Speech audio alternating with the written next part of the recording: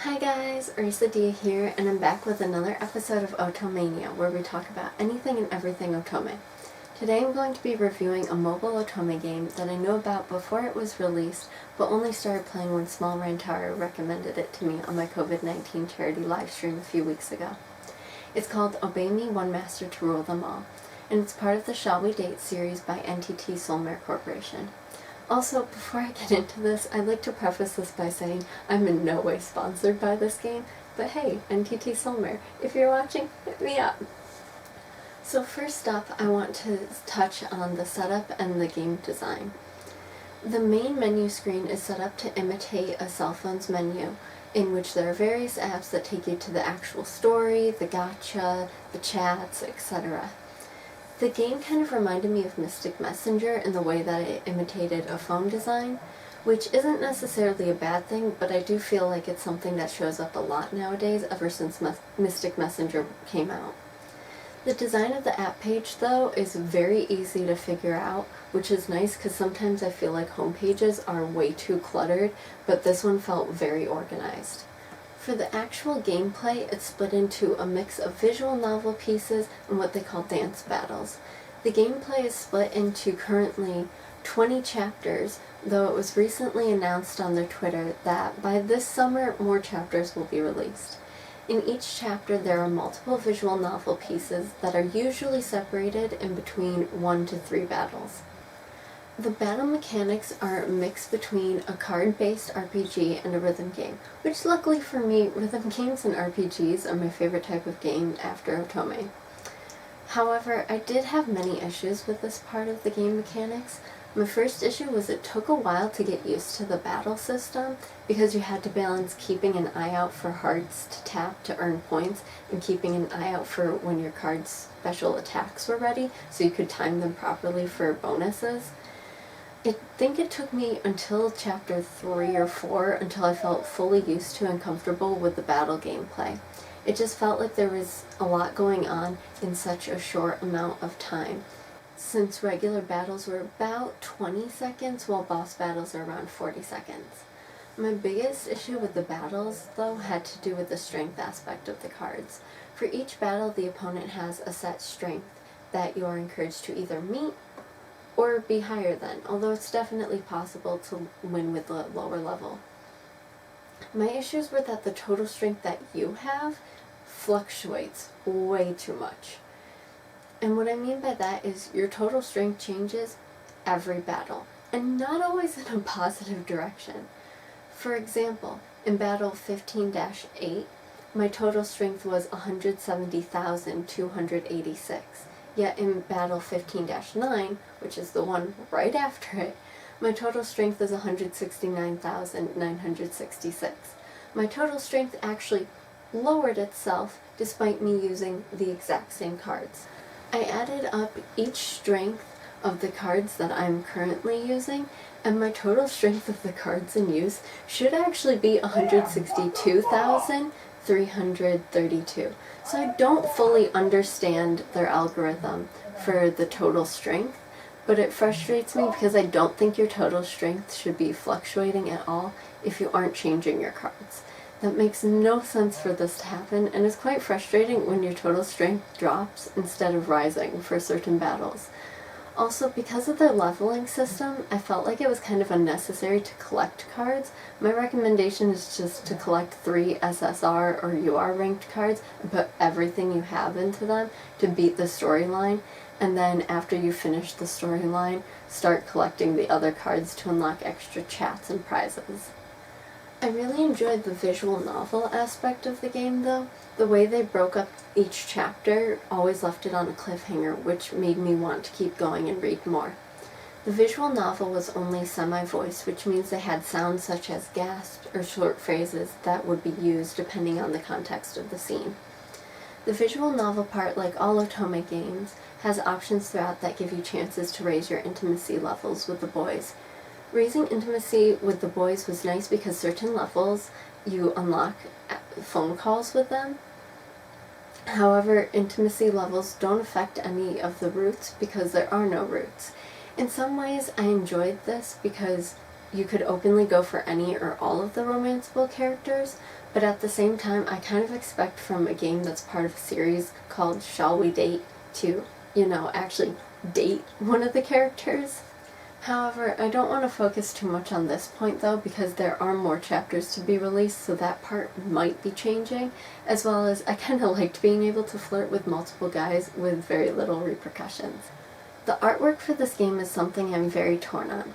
The game doesn't have CGs per se, but they have CG-esque pictures of the guys for the SSR and UR ranked cards. The CG cards and backgrounds on this game are above average for a mobile otome, especially the backgrounds. However, the character designs for the lower ranked cards and that appear in the game are quite bad compared to the CGs and background. Like, the backgrounds for this game are some of the most detailed and intricately painted that I've ever seen, especially for a mobile otome. But then they put in a character over it that doesn't match the artistic style of the background, and it creates this kind of weird disconnect. It's something that I got used to, but I feel like the guys are too cartoony compared to the backgrounds and the CGs. The characters do have slight motion though, so I feel like their money went into simpler character designs that could move, rather than more intricate designs that stood still. I feel like if the base character designs matched the backgrounds a bit more, or vice versa, I think the art design in the game would be much better. I really enjoyed the plot of the game. You play as the main character, obviously, whom you can name after yourself or after an OC that you create for this game. What I loved about the MC for this game is that the MC is non-binary. The way that the story is written, you can play as a girl, a guy, or anything in between, which I love because that way it kind of makes the game more inclusive for everyone. Anyways, the MC is brought from the human world into the Devildom to participate in a year-long exchange program at the Royal Academy of Diavolo, or RID as it's more commonly known as. During your stay there, you get assigned to live with the 7 lords of the Devildom, who are each based off of a deadly sin. As the story progresses, you as the MC get caught up in family issues between these 7 brothers as you try to make pacts with all of them. I thought that the plot was really good because it always kept you on your toes. There was always something interesting going on, whether it was a plan gone hilariously wrong or a life or death situation that you occasionally find yourself in. The story had me so hooked that I ended up finishing all 20 chapters in under 2 weeks. If you play the game more casually than I did, it can definitely take a lot longer than 2 weeks, but I really wanted to figure out what happened next so badly that I kind of sped through it as fast as I could. The characters in this story are so fun. Each one has his own personality and quirks that make them interesting. There are 7 demon brothers who are romanceable and 5 other characters who are not romanceable, despite most of the fanbase actually wishing they were. For the romanceable characters, we have Lucifer, who is the oldest of the 7 brothers. He is the avatar of pride and is very strict and hardworking. He is the right-hand man of Diavolo, who is the current ruler of the Devildom. Lucifer doesn't hesitate to punish any of his brothers as he sees fit, and secretly he cares for all of them greatly. He's my least favorite of the dateable characters, and if given the chance, I would totally fight him. His personality to me is just way too annoying, but I understand why other people like him. Next up is Mammon. He is the 2nd eldest and the avatar of greed. He is assigned to essentially be your guardian during your stay at the Devildom, to make sure that you don't die. What he lacks in smarts, he makes up for in really cute tsundere moments. Despite all of his brothers thinking he's dumb, they still end up getting caught up in his schemes. I personally thought he was a really sweet character, even if he does try to borrow your money all the time. The 3rd oldest brother is Leviathan, or Levi. He is the avatar of envy and a major otaku. He tends to not leave his room unless absolutely necessary, and loves to stay in playing video games or watching TSL, which is his favorite series.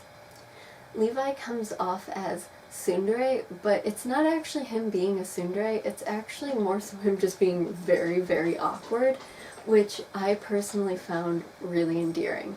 He's really just looking for a friend or somebody who just shares his interests, and I know that if he was real, we'd probably be great friends.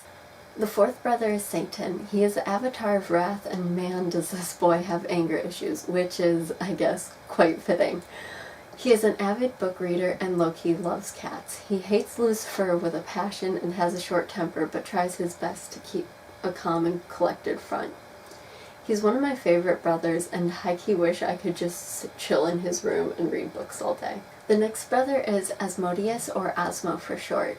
He is the fifth brother and the avatar of lust. He is very flamboyant and kinda narcissistic, which is fair because he's known as the most beautiful demon.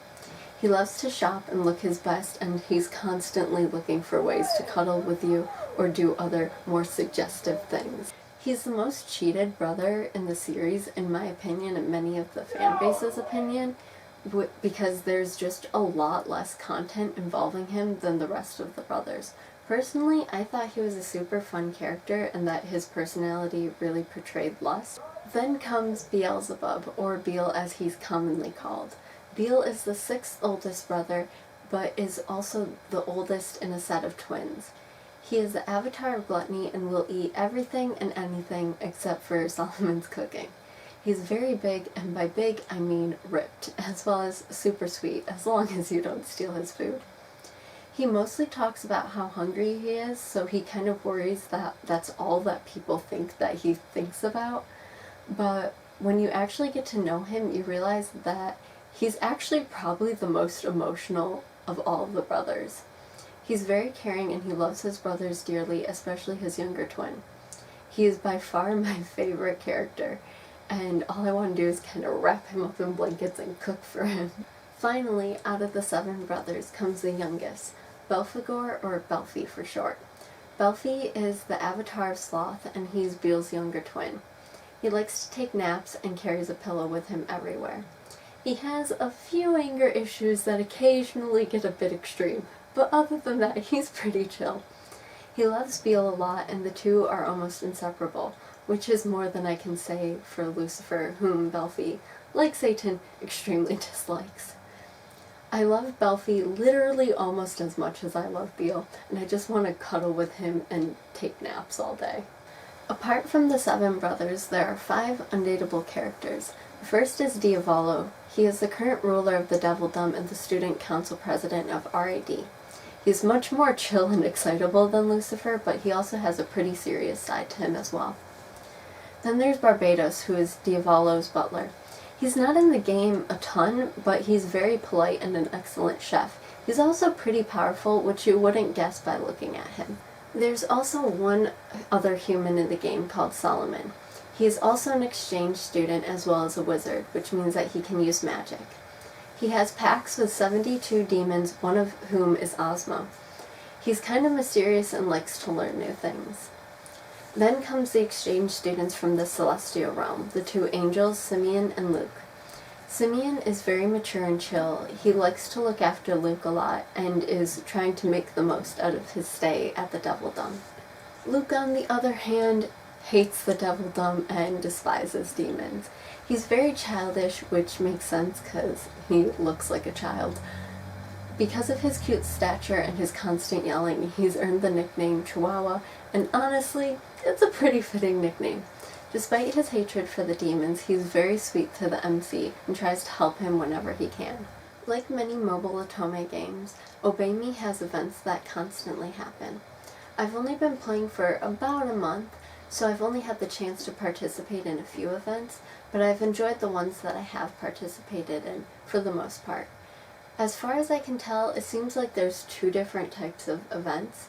There are what I like to call collection events, in which you just play the normal story battles, and you earn rewards that you can exchange for prizes, which are typically just items to help you level up your cards more.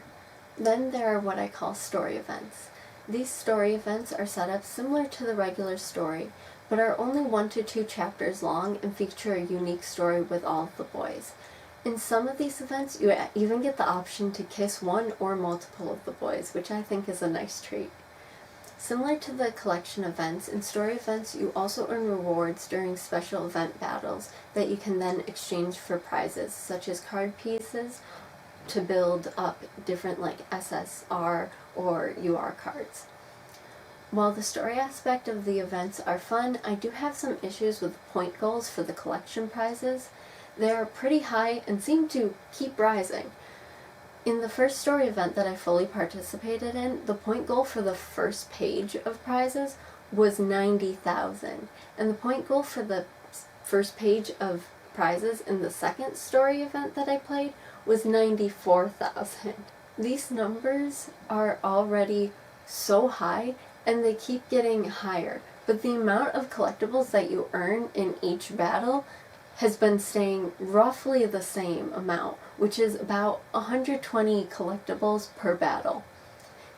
Therefore, it almost takes the entire event of hardcore playing just to complete the first page of rewards, which doesn't give people a fair chance to even move on to the second or third page of rewards unless they pay real money in order to achieve it. That's the one thing that I don't really care for about their events, and I hope that one day they might lower the point goals a bit. Overall, while there are parts of this game that took some getting used to or that I don't necessarily enjoy, I still believe that this is one of the best mobile otome games I've played. It was very fun to play, and it was easy to learn how to play it. And best of all, it was completely free to play. You can pay for in-game stuff if you want. I didn't, partially because I'm broke, and partially because it broke my rule of never paying for a game that has more than 2 in-game currency systems. But there is the option to pay if you want. Anyways, I highly recommend checking out this game if you're looking for a really fun and free mobile otome. If you've ever played Obey Me, let me know what you thought of it down in the comments below and who your favorite guy is. If you want to be friends in the game, I've put my friend ID in the description below, so feel free to friend me. If you have any other otome games or shows that you want to recommend or see a review on, let me know down in the comments below as well. Don't forget to like this video and subscribe, and hit the notification bell if you want to be notified when the next episode of Otomania comes out.